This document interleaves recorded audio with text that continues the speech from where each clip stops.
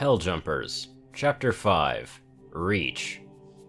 The arrival at Reach had been relatively uneventful. The captain and crew had maneuvered the Dawn into a repair and refit station for small repairs to the hull and restocking, but it was only a matter of time before the reports on the two new passengers had been processed, and when they were the ponies, were immediately called down to the surface. Alpha 3 and the ponies, now on board of a Pelican, headed to the surface, and Scootaloo had once again taken up a seat near the cockpit so she could watch the flight from the main viewport. How much information did you put into those reports, Mac? Twilight asked. I'd like to know what kind of questions we can expect. Well, pretty much everything, so you should expect questions about things like magic, that medical procedure for Scoots, your willingness to fight, etc. Mac answered. Just answer the questions they ask truthfully and treat them as a superior officer. It'll make you look more serious about joining the military here. Moments later, Zoe's voice could be heard from the cockpit. Entering the atmosphere, mind the bump. After a few seconds, the Pelican started shaking violently, and flames started licking the fuselage. Zoe, why is the Pelican on fire? Scootaloo shouted over the noise that the Pelican was producing and slightly panicked about the fact that the spacecraft seemed to be on fire. Don't worry about it, Squirt. When you hit the atmosphere at speeds like this, the air heats up a lot, so these things have heat shieldings to protect them from that. It'll go away when we slow down enough. Oh, okay. Scootaloo stammered as she tightly held onto the safety harness that she was secured in, but sure enough, the flames died down after a few minutes and gave way to a stunning sight. A city that would make Manhattan look like a small village. 10 minutes later, the Pelican flew up to the roof of one of the tall buildings and landed on it. As the ramp lowered, a squad of armed Marines was waiting for them. Alpha 3? A woman dressed in a black suit asked the group that was now standing on the ramp with the Pelican. Yes, ma'am, Max said as he stepped forward from the group. Good. Follow me. There are some people with questions for you all, she stated, as if that wasn't clear enough already. The team cleared the ramp with Mac and Lucy in front, followed by Twilight and Scootaloo, and closing the group were Tyler, Woods, and Zoe. The moment Twilight and Scootaloo came walking off the ramp, the soldiers that were supposed to escort them visibly tensed up before relaxing a bit as they saw the two ponies wearing their bodysuits, with the UNSC logos printed on them. The group got led through a hallway until they got to what seemed like a waiting room. Sergeant Cross, the council wants to see you immediately, the woman said as she pointed to a large door further down the hallway. See you guys on the other side, and good luck, Mac quickly said before walking off to the door. 20 minutes later, the woman that had led them off the roof came back to get Lucy, who also wished the rest good luck, and then walked off to the door as well. Twilight had anticipated that Scootaloo would get bored quickly, but she seemed more nervous than anything else, wrapping her wing around Scoots in an attempt to comfort her. Don't worry, they just want to ask... Don't worry, they only want to ask some questions. After finishing that sentence, she looked up at the guards that were all staring wide-eyed at the pony that had just talked. Did you just talk? One of them asked, and apparently the soldiers hadn't been completely briefed on the specifics of their escort duty. Yes, I did, Twilight replied as confidently as she could manage. You know that you can all stop staring, it's kind of freaky, she added with a nervous smile, at which the Marines regained their composure. 10 minutes later, the woman came back, but this time she didn't want one of the ODSTs to come with her. Miss Sparkle, the council wants to see you now. Twilight, giving a comforting last glance at Scootaloo, got up and followed the lady to the large door at the end of the hallway. Walking through the door, she found herself in a large dark room with a lit-up podium, and on the backside of the room, a group of humans sitting in the shadows. Welcome, Miss Sparkle. It's a pleasure to meet you, the man with a deep voice said. The pleasure's all mine, sir, Twilight replied.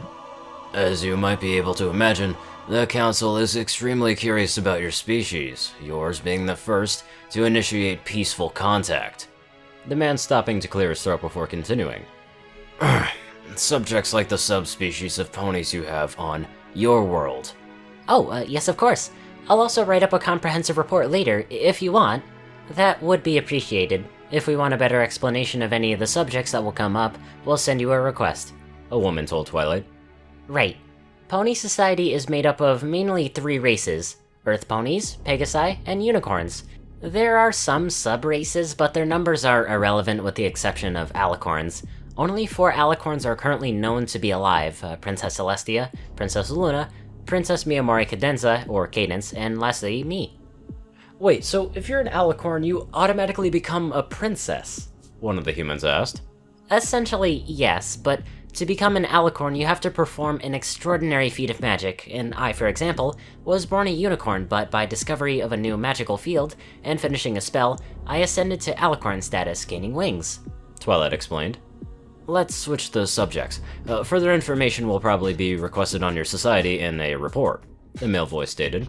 We're also interested in how it is that you can speak our language, and how it's possible your species and others you have described showed up in our mythology.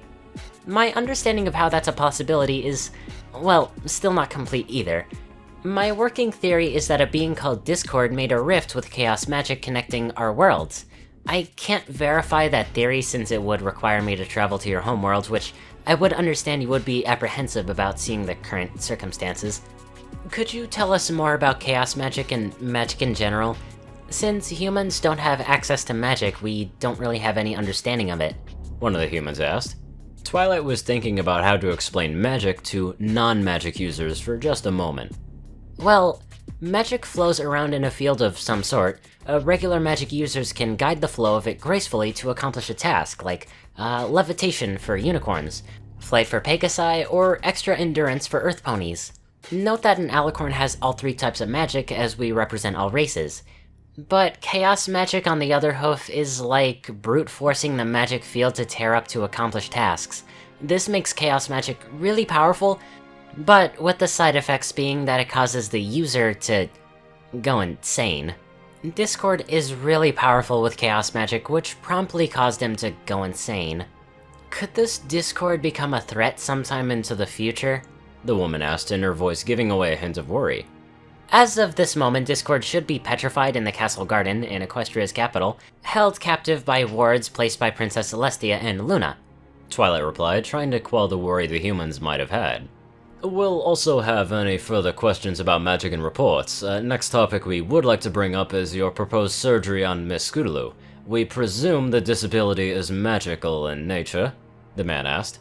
Oh yes, the scans of her body you have undoubtedly seen shows 2 patches of tissue connected to the base of her wings, which are restricting magical flow. Pegasi wings have similarities with unicorn horns, although unicorns consciously manipulate magic, and Pegasi magic is more tied to emotions. Essentially, what's happening is that magic can't flow to the wings, and without magic, the spell that allows Pegasi to fly isn't cast. A side effect of this is that the wings also remain underdeveloped. We'll make our decision on this matter after we've spoken to Miss Scootaloo herself. Thank you for enlightening us on the subject, the man commented. Now, we have one last subject matter to discuss. Your request to fight alongside our troops. Twilight tried to hide her nervousness at this subject, as she suspected that this would be the hardest to convince them of. Yes, I'm sure you've read my justification already, but my homeworld has a relatively peaceful society, and well, if the Covenant would find our world, they could either just destroy it or assimilate everyone onto it into the Covenant. Neither option is one I would want to see happen, since one means death, and the other means joining a religious group that wants to kill the species because their gods demand it. Twilight hoped that explanation would be good enough, as the man responded. We were considering to just deny your request outright, but when we looked into your performance in the training Regime Alpha 3 had run you through... Excuse me, but Sergeant Cross hasn't informed us on how he performed in the training compared to humans. Twilight interjected. He hasn't? The man sounded slightly surprised. Well then, your performance was comparable to that of our top-performing ODSTs. Although, Alpha 3 did a superb job with their tests, and we want to more thoroughly train you under real training circumstances, not the ragtag setups course Alpha 3 gave you. If the results are reasonably satisfactory, this council will consider your request to join our military. We thank you for your cooperation, and if there's any more questions to come up, we'll send an inquiry. Twilight was being led out of the room by a woman that had just also led her into the room, but instead of the large doors, she was led out via side door into a room where Mac and Lucy were waiting. And the princess joins us. So, how did it go? Lucy asked. I hope they weren't too rough on you. Ackerson is known to be a bit of a dick. I have no idea who Ackerson is, but they were very respectful. They'll probably want a lot more information on my homeworld, but that'll come later. Twilight responded before looking at the tablet Lucy was holding. Lucy, what are you doing? Lucy looked up from her tablet. XCOM, enemy within. She stated with a grin, at which Mac groaned. If anyone would play a 500-year-old game, it would be you, wouldn't it? He stated dryly. Lucy's grin widening even further. A game about an organization that fights off an alien invasion of Earth? I don't think I can play anything more appropriate. Twilight looked over at the tablet before starting to ask questions and getting invested into the game with Lucy. Over the next 50 minutes, the other ODSTs joined in after they had been dragged through the council, leaving only Scootaloo. So, how was she doing when you left, Zoe? Twilight asked the pilot, hoping Scootaloo wasn't too nervous. She seemed to be doing a lot better in the end than when you left. Zoe replied, only for Scootaloo to be led into the room the moment the pilot finished her sentence.